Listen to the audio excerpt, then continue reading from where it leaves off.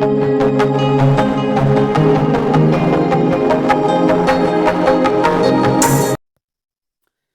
दोस्तों, स्वागत है आप सभी लोगों का आपके अपने YouTube परिवार में।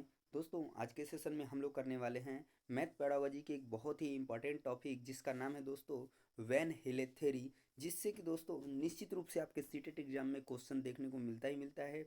एक से दो क्वेश्चन निश्चित रूप से हर शिफ्ट में क्वेश्चन देखने को मिल जाता है दोस्तों। तो जैसा कि ऑफलाइन एग्जाम है आपका, तो निश्चित रूप से एक से दो क्वेश्चन निश्चित रूप से देखने को मिलेंगे वैन हेले थ्योरी, क्योंकि यह एक बहुत ही इंपॉर्टेंट टॉपिक है मैथ पेडागोजी के अंदर, जिससे कि निश्चित रूप से क्वेश्चन देखने को मिलते हैं दोस्तों। तो उसको आज हम लोग आज के वीडियो में डिस्कस करने वाले हैं कि उससे जो है किस तरीके से क्वेश्चन पूछे जाते हैं। तो दोस्तों वीडियो को लास्ट तक देखिएगा। वीडियो पसंद आए तो लाइक और शेयर जरूर करिएगा और चैनल को सब्सक्राइब करना नहीं भूलिएगा। तो चलिए आज का पहला क्वेश्चन करते हैं दोस्तों, देखते हैं किस तरीके से क्वेश्चन जो है कि एग्जाम में पूछा गया है।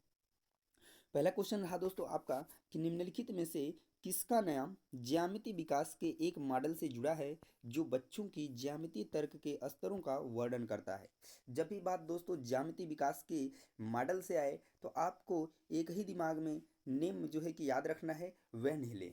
क्या नाम रखना है याद? वैन हेले थ्योरी। यानी उन्होंने ही ज्यामितीय विकास का सिद्धांत को प्रस्तुत किया था, जिसमें कि उन्होंने 5 चरणों को बताया था। उस चरण भी आपको याद रखने हैं, स्तर 0, स्तर 1, 2, 3, 4 तक, ठीक है। तो आपको याद रखना है। फिलहाल उससे क्वेश्चन आगे देखने को मिलेंगे। इस क्वेश्चन का जो करेक्ट आंसर बन जाएगा दोस्तों, ऑप्शन नंबर थर्ड जो है बिल्कुल सही हो जाएगा। चलिए अगले क्वेश्चन की तरफ चलते हैं। Question number second. Question number second रहा दोस्तों आपके स्क्रीन पे। क्वेश्चन है, एक 5वीं की कक्षा की छात्रा द्विविम आकृतियों का उनके गुणों के आधार पर श्रेणियों में वर्गीकरण कर पाती है। ज्यामितीय विकास की वैन हेले सिद्धांत के अनुसार वह छात्रा ज्यामितीय विवेचन के किस स्तर पर है?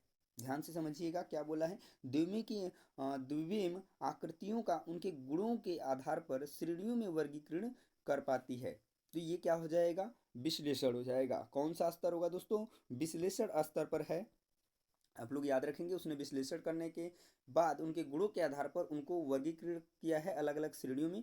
तो वो वैन हेली थ्योरी के अनुसार वो किस चरण पर है?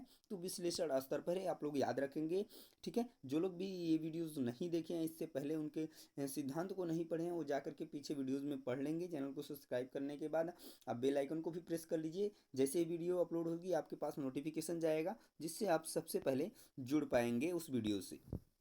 डेली बाय डेली आपको 3 से 4 वीडियोस मिल रही हैं अलग अलग सब्जेक्ट की, जिससे आप अपनी तैयारी को बेहतर बना पाएंगे, ताकि आपका रिजल्ट जो है बेहतर आए।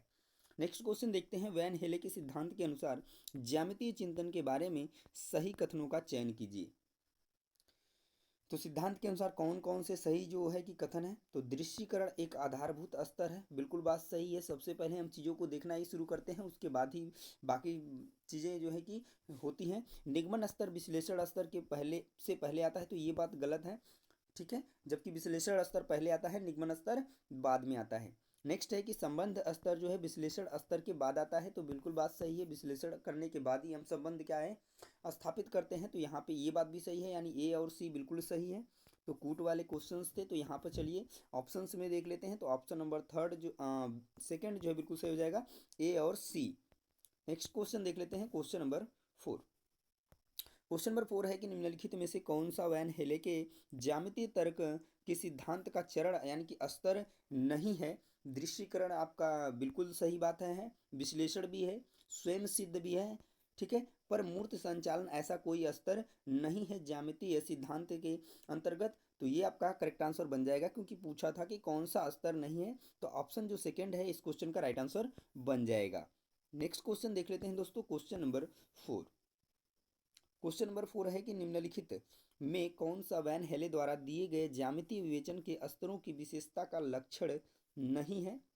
तो अनुभव आश्रित, विकासात्मक, अनुक्रमिक, आयु आश्रित। तो यहाँ पर जो है कि वैन हेले ज्यामितीय विवेचन के स्तरों की विशेषता का लक्षण कौन नहीं है? तो ये है आपका आयु आश्रित, यानी एज डेवलपमेंट। तो यहाँ पे जो आपका करेक्ट आंसर बन जाएगा ऑप्शन नंबर 4 बिल्कुल सही हो जाएगा, जो कि नहीं है। नेक्स्ट क्वेश्चन देख लेते हैं दोस्तों। Question number 6। क्वेश्चन 6 है कि एक समोसे को देखकर एक बच्चा उसे त्रिभुज कहता है, जो कि जैसा कि आप जान रहे हैं कि जो समोसा होता है वो किसकी तरह दिखता है, एक साइड से त्रिभुज की तरह दिखता है, तो बिल्कुल बात सही है। तो वैन हिले के ज्यामितीय विकास के सिद्धांत के अनुसार वह बच्चा ज्यामितीय विवेचन के किस स्तर पर है। तो जैसा कि बात बोला गया है या इस क्वेश्चन में कि समोसे को देखकर देखने का मतलब होता है दृश्यीकरण, तो इस क्वेश्चन का जो करेक्ट आंसर बन जाएगा दोस्तों ऑप्शन नंबर 1 बिल्कुल सही हो जाएगा। नेक्स्ट क्वेश्चन देखिए, क्वेश्चन नंबर 7।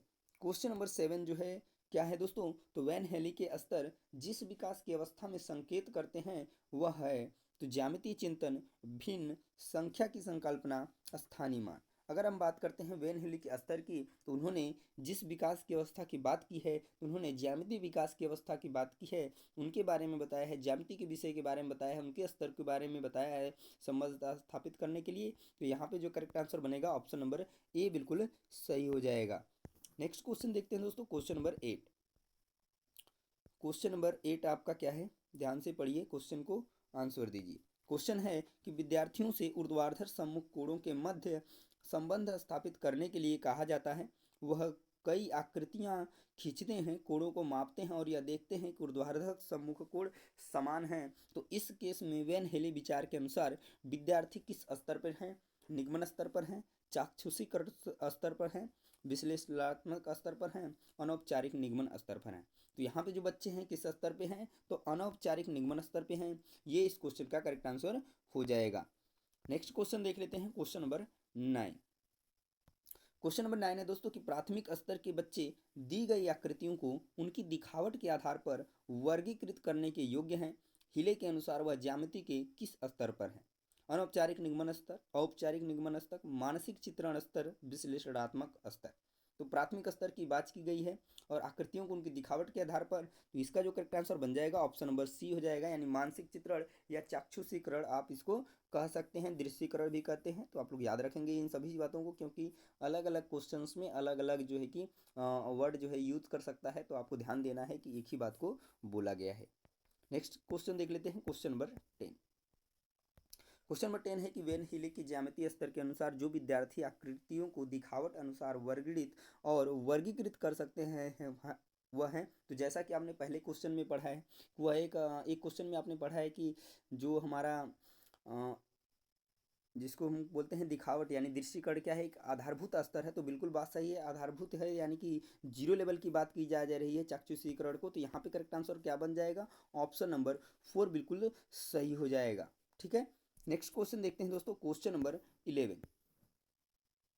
क्वेश्चन नंबर 11 क्या है कि एक 7 वर्षीय लड़का 4 भुजाओं वाली नियमित आकृति को वर्ग के रूप में पहचानता है।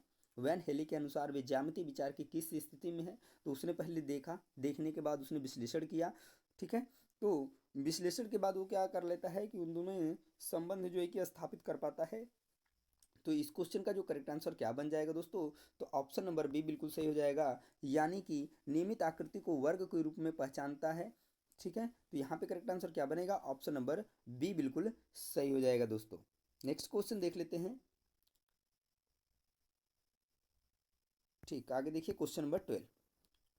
क्वेश्चन नंबर 12 क्या है कि रोहित ने अनुभव किया कि वर्ग एक समचतुर्भुज और एक आयत दोनों ही है। वह वैन हिले के मानस चिंतन के कौन से चरण पर है, स्तर 0, स्तर 1, स्तर 2, स्तर 3।